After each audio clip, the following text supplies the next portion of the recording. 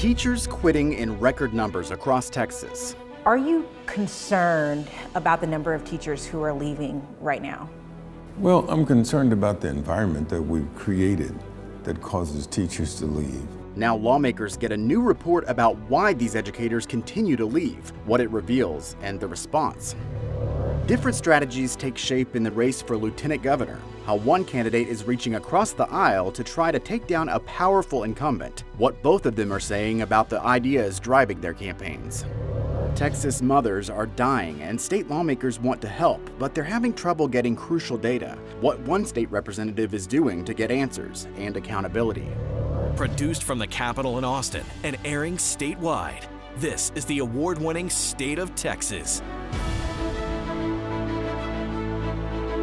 Hello and thank you for joining us. I'm Josh Hinkle. On Monday, lawmakers heard from the governor's teacher vacancy task force for the first time.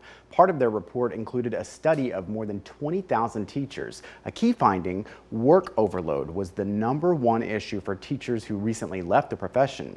Investigator Kelly Wiley sat down with the state representative leading the conversation, looking for solutions to the ongoing staffing shortages in Texas schools. Issues with pay, discipline, schedules, and the ever-increasing paperwork, testing, and extra duties. We are simply wearing out the very people we want to keep. Ahead of this teacher's testimony in the House Public Education Committee hearing, the panel's chair, Harold Dutton, sat down with us, saying increasing pay is his main priority going into the next legislative session in January. Do you anticipate authoring bills that'll make serious change in how teachers are paid? I think we're going to get there. Let me just put it this way. I think we'll get there. Are you afraid that if you don't make serious changes in this session, that next school year you could lose more teachers and be buried in a worse situation? I can almost guarantee you that would happen.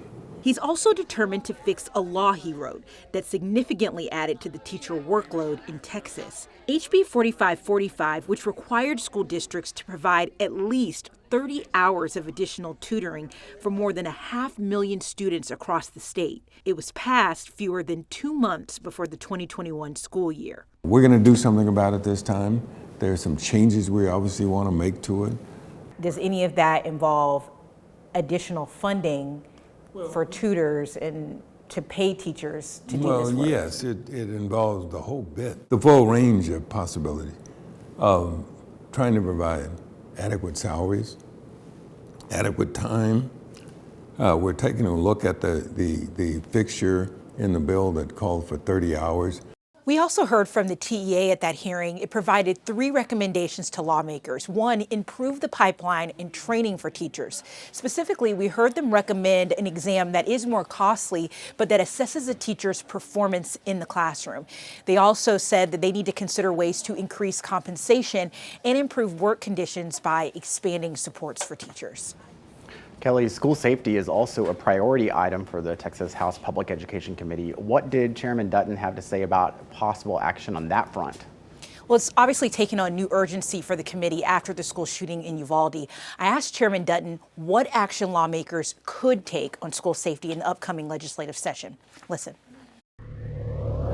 During the hearings regarding Uvalde, we heard the head of the Texas Education Agency say that he was not sure if every teacher had the ability to lock their classroom door from the inside, and that was something that was a large issue we needed to in the do Uvalde it, yes. shooting.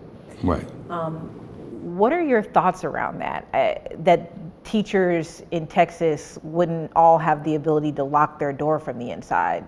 Well, in today's climate, obviously that's going to be important. We ought to make sure that every school only lets in, for example, in the whole campus, lets in the people that need to be there. One of the things that's happening more frequently now is we're getting a lot of these calls to school districts about alleging that there's some kind of problem at the school. Oh, school threats. Yes. And one of the things that came out of the hearing was there are teachers who say they recognize certain things about that's going on that campus, but they didn't know who to report it to.